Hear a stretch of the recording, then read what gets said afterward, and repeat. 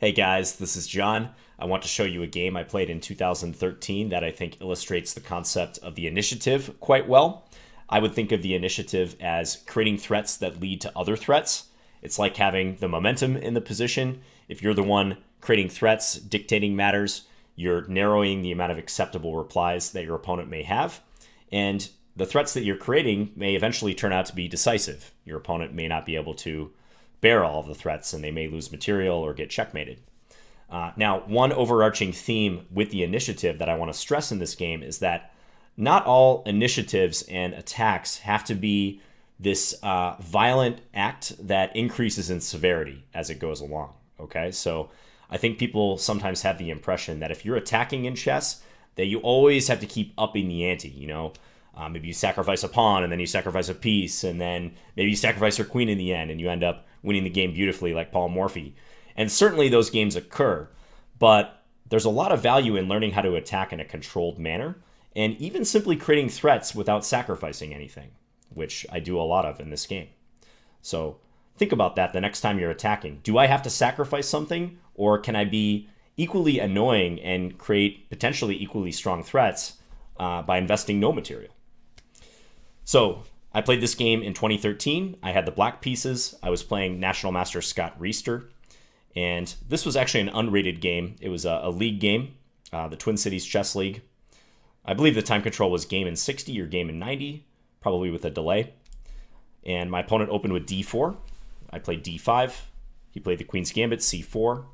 I played e6. The Queen's Gambit declined. An opening I hardly ever play, but given that it was an unrated game, I just felt like experimenting a little bit. He played knight f3. I played knight f6. And he played g3. This is the Catalan. I played bishop e7. He played bishop g2. Both sides castled. And I took on c4. This is the main line of this particular version of the Catalan. And white can play queen c2 or queen a4 in an effort to get the pawn back here. Both of those moves are popular. But my opponent played knight e5. Also played quite often. So opening the diagonal for the Catalan bishop, also threatening the pawn on c4. I happen to know what the best move was in response to this, even though I wasn't exactly prepared for the Catalan. But black plays knight c6. Very unusual looking move. At first sight, this just appears to be nonsensical because white can take on c6 twice. But black does generate pressure on d4, so we're not just allowing white to play knight takes c4 on the next move without any penalty. So knight c6, black is saying, I'm going to take your pawn on d4 if you do. And this is all theory. I'm not going to spend too much time on it. It's not the most relevant part of the game. So Riester played bishop takes c6. You could also play knight takes c6 instead, but he played bishop takes c6, b takes c6. I have triple isolated pawns now. He took the pawn on c6, queen e8, knight takes e7 check, queen takes e7, queen a4. And this is about where my theoretical knowledge ended. I knew that this was a pawn sacrifice line for black, because white will succeed in winning this pawn. E5 is the main move, looking to open this diagonal for the light square bishop. You can see that the light square bishop may also occupy a nice diagonal here because there's no Catalan bishop anymore sitting on g2. That's the price white is paying for going after this c4 pawn. But I played c5. I think this is the second most popular move in the position.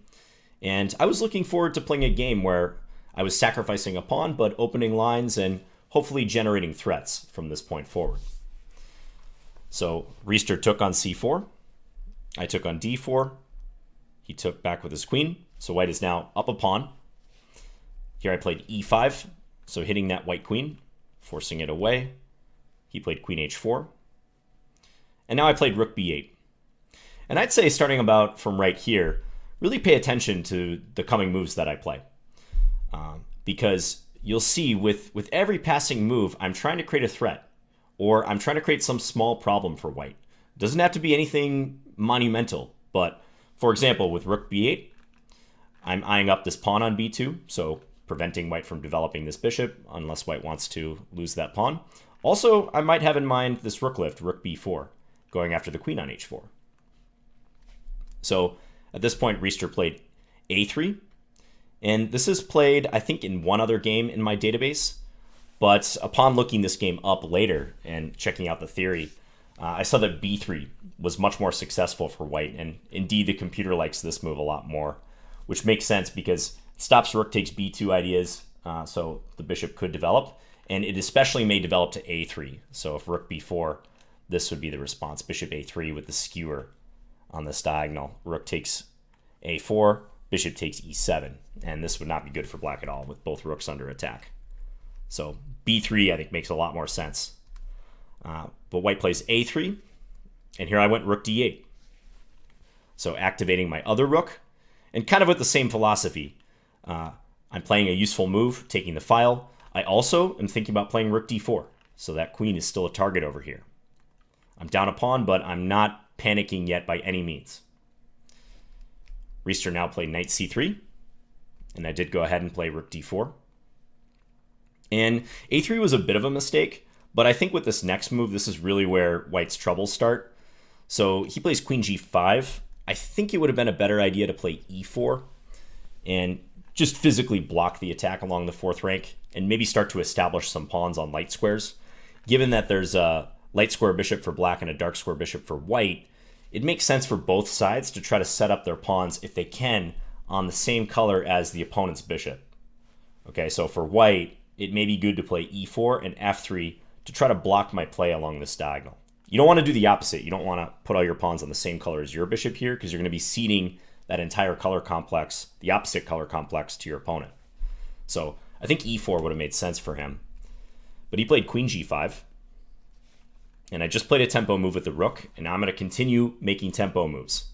So h6, attacking his queen even further. He played queen e3. Actually, the only safe square for the queen at this point. Back to e3. And now I played bishop h3, so developing my light square bishop. I remember thinking it was tempting to put the bishop on the long diagonal, but again, if I had done that, there's always a decent chance white's going to play f3 and try to blunt the impact of the bishop on this diagonal. So bishop h3, on the other hand, really appealed to me because I'm developing with a gain of time, preventing white from coordinating their position. I think white would love to eventually try to get this bishop out, maybe play b4, bishop b2 if they ever get a spare couple of moves. In an ideal world, white would be able to use their 2-to-1 majority on the queen side in the long run, but I'm able to keep white on their back foot. So bishop h3, he played rook e1, and here I keep the pedal to the floor. Queen b7. But not all the way to the floor, I should say. Again, we're looking to attack in a controlled manner. I've only still sacrificed that one pawn. So queen b7, I'm threatening checkmate right here on g2. And if white blocks it by playing f3 in this case, maybe pause your video and ask yourself what black would do in response. Okay, so I mentioned the snowball effect where if you create threats leading to other threats, eventually your opponent may not be able to respond to all the threats that you're creating. And this is a good example here. So because of the way black has built up, if white plays f3, white now runs into knight g4, and white will be losing because this queen is trapped. No good square for it. I'm even controlling the e5 pawn when I'm hitting the queen. And importantly, f takes on g4 runs into queen g2 checkmate. So this is one nice idea involved with queen b7. So therefore, my opponent's reply was forced. He played queen f3, offering a queen trade and blocking the checkmate threat. And now, given that I have the initiative, I prefer to keep the queens on the board. If I were to trade, I'd hopefully be gaining something from that trade, but I kept going. I played e4, so using the pawn to attack with tempo. And I would say this next move is the decisive mistake for white. It's not an easy position already, and the computer's move that it prefers here still leads to a clear edge for black, but I think I would have had to work a lot harder in order to prove a win from here. So I think white should play queen e3. Pretty awkward looking square for the queen because it does block the bishop, but that's going to require black to defend the rook, so something like rook bd8, and I think black has fantastic compensation for the pawn. Definitely more than enough compensation given how tied down white is, but still a ways from a win. You'd really hate to play a move like queen h1. I mean, I thought about that move briefly in the game, but I can totally understand why he didn't play that one. He played queen f4. And Here, I can keep my initiative going. I played e3. So I'm able to advance this pawn with tempo because I'm, again, threatening queen g2 checkmate. I'm also threatening the queen. He played queen back to f3, so still hoping for that queen trade. And here I took on f2 check. He played queen takes f2. Also possible to take with a king, although white's getting fairly exposed here with their monarch. Knight g4 check, king g1. Here I would probably avoid a trade of queens. So queen e7 is what the engine likes. Queen b6 also looks very tempting, trying to come up here and threaten various discoveries. But queen e7 I think is a nice slow burning move as well. Again, white can't develop this bishop for fear of running into this. And black has an excellent grip on the position here. But he took with the queen instead. Queen takes f2. And now here I employed a bit of reciprocal thinking. So those of you who watched my video on the power of reciprocal thinking will probably appreciate this. So I really wanted to play the move knight g4. But maybe ask yourself, if I play knight g4 right now, what does that run into? And the second part of the question, how can I better prepare knight g4? And if you want to pause your video and do that, you can think about it now.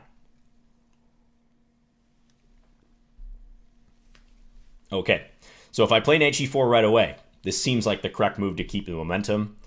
White can't play queen takes d4 because of queen g2 mate. Familiar tactical idea. But white's going to play queen f3 and offer a queen trade again. And if I play queen here or queen e7, still looks decent, but maybe not exactly what I want here. So I use some reciprocal thinking. What if I play rook to e8 first? Because queen takes d4 is still not a threat. But rook e8, this prepares knight g4 because, let's just say white plays some sort of passing move, maybe b4. And now I get this in. Queen f3, I can take the queen. And on e takes f3, there's rook takes e1 checkmate. So that sort of thought process is one that would be very good for you guys to get used to if you're not already doing that in your own calculations in chess. Thinking about how you can better prepare an idea. You see a good idea, it fails for some reason, don't discard it. Think about how you can make it work or improve the line. So rook e8. And, I mentioned a couple moves ago, I thought queen f4 was the decisive mistake. And I should stress that the position is still quite complicated, but it's actually fairly impressive when you look into this, how much of a bind white is in here, despite still being up the pawn. There's a massive difference in piece activity. The engine agrees, thinks that white is basically busted here without, I wouldn't say without a decisive threat, because knight g4 is still a pretty big threat. But even with white dealing with that threat coming up, it's still very, very tough for white. So he saw that knight g4 was an issue, and he played e4 here. So trying to block me on this diagonal. Also now queen takes d4 is a threat. Here I played rook c4, just sidestepping with my rook. Rook d3 was potentially even stronger, by the way. It has some influence on the e3 square. If I had played rook d3, knight g4 even gains in strength, because if I can force this queen off of this diagonal, queen b6 may be coming with decisive effect. So I think that was even a little bit better than what I did. So rook c4. And now finally, this is move 25.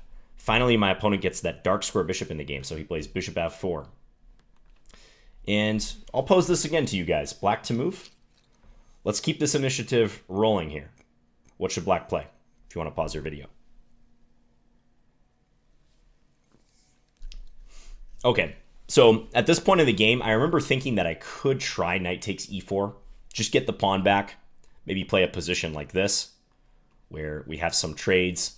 It's equal material. It is opposite color bishops, but this should be kind of a free roll of an attack for black because white's king is a lot weaker. It's a good rule of thumb. So with opposite color bishops, provided it's not an opposite color bishop endgame, but with pieces on the board, it usually favors the attacking side pretty heavily because a color complex may be weak, and in this case, white's light square weaknesses really are telling.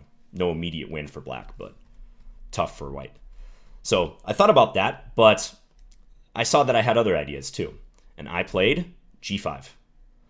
So badgering the bishop, which has now finally been developed. And this move is closely associated with knight g4, actually. But I just noticed that this bishop didn't have a whole lot of good squares to go to, so I thought, why not attack it? And he played bishop takes g5 here. And this does lose a piece, as we'll see in a second. Could have played bishop e3 or even bishop all the way back to c1, neither of which is that appealing. Just as an example, of bishop e3, I think knight g4 is a good move here. And let's say queen d2. The engine is showing some really nice lines. Don't know if I would have found these in the game, but just as an example, rook on c4 takes pawn on e4, and if knight takes, the other rook takes. And here I would be threatening to trade on e3 because, again, there's this queen g2 threat lurking. So again, say white passes here. I'm threatening to do this. And if white eventually takes, they get mated on g2. Also, if white defends against this threat and moves the bishop, let's say bishop to c5, for instance, I may just pivot the knight to e5 and try to drop it into f3 with decisive effect. So that's another major thing black can angle for here. Again, attacking on the light squares. If bishop d4, that runs into rook takes d4, deflection. Queen's needed to guard g2. So that's a flashy example of how the game might go if white plays bishop e3. But again, I even have the option of knight takes e4. If for some reason I didn't like those, I could always just do this. And practically speaking, I think this is a very, very difficult position for white to ever survive. But instead, after g5, my opponent played bishop takes g5. And now I play knight g4. So sending the knight in, hitting the queen. Nice in-between move. So not allowing this continuation where you can go and take my knight on f6 after I take his bishop on g5. So knight g4. And here he played queen to d2. Perhaps he was intending queen e2 when he played bishop takes g5, hitting my rook. But I had seen in advance that I could play h takes g5, queen takes c4, queen b6 check here, and that would be winning. White's king can't step to any of these squares. He can't block effectively on the diagonal, so king h1. And I could play knight f2 and then go hog wild with the knight, all these discoveries, but queen f2 is an even easier win because I'm threatening queen takes h2 mate and also bishop g2 mate. White doesn't have a good response to those two threats. So queen e2 attacking the rook would not help. And this also shows the importance of in-between moves. Always got to consider moves like knight g4. And especially if you're on the attack, they may be helpful. You may be able to insert a timely in-between move when your opponent thinks that they're able to defend. So he played queen d2, and now I took the bishop on g5, giving a check on b6, not as appealing when white can come back and block, and white does have sufficient defenders here. So at this point, I cashed in. I took the bishop, he took on g5 with check, I played king f8, and if we survey the position, now the material advantage has shifted over to me. Well, actually, that's not completely true. White has 3 pawns for the piece at the moment. I only have 2, and white has 5. But I have the threat of queen b6. I have the threat of queen takes b2, if I want to go down and take that. And my coordination remains just much, much better than white's in general. Also, my king is surprisingly safe here, thanks to the knight guarding h6. Also, my rook is guarding c5. So it's a decisive amount of threats here. He played rook e2. I played queen b6 check. King here. I think I remember looking at knight f2. I believe I rejected this move because of take. And I think I saw he could give a check here and come back and take the bishop. And I thought that was not as much of a slam dunk as I would like. So I kept the attack going. I played rook e5, hitting the queen on g5. He played queen h4. So attacking my bishop, also looking over here. And now I just opted to try to trade queens, queen h6. And he decided not to take me up on that. Again, he could try to swap here and claim with the 3 pawns for the piece that he's still in the game. But again, I think the lack of coordination and the fact that these pawns are all blockaded and pretty weak, and white still has persistent weaknesses, especially on the light squares around his king. I think this should be fairly easily winning for black. I'd probably coordinate, start maneuvering my knight to help attack e4, maybe get the bishop involved at some point. So even though it's 3 pawns for the piece, they're not quality pawns that white can create threats with. So he kept the queens on. He played queen d8 check. I went king g7, rook d1. Both of us were getting into time pressure at this point. I played rook h5, so going after his king over here. He played king g1, trying to escape some of the pressure. I played knight e5 in this position. The engine points out a faster win with knight takes h2. One idea being if king takes h2, there's bishop g4. And if rook takes h2, apparently there's forced checkmate after queen e3. But I gotta say, in the game, I didn't think about knight takes h2 in this position at all, I'm pretty sure. I just played knight e5, kind of a centralizing move. In time pressure, you often look for solid, sturdy moves, particularly centralizing moves. And I think since we were both getting close to time pressure, I was looking at stuff like that. But still a very good winning position for black. He played rook d6. I played my bishop back to e6. Now the threat of rook takes h2 or knight f3 check is much more significant with the h-file clear. So he played h4. I played queen g6. He played his rook back here. But that ran into knight f3 check. So yeah, again, I think a time pressure induced blunder from white's side, but there's some pretty significant problems going on here. I think rook h8 is one idea I was considering with this queen g6 move. So trying to drive the queen away from d8 and maybe play rook takes h4 after that. Also, I'm just hitting the pawn on g3 with check, mind you. So although if I take it right away, he would have rook g2, so I have to bear that in mind, but something white has to consider. But yeah, he played rook d2, and that ran into the fork, knight f3 check. I took, and then forced a queen trade, queen f6 check. I figured I could win this endgame. Again, even though white still has 3 pawns, it's 3 pawns for a rook this time. Not enough. So he resigned. He didn't make me play this endgame out. But yeah, I think I'd slowly be able to pick off the pawns. So the relevant part of the game to our discussion was that late opening going into the middle game where I was able to create threat after threat. And again, they weren't super impressive, like bombastic threats.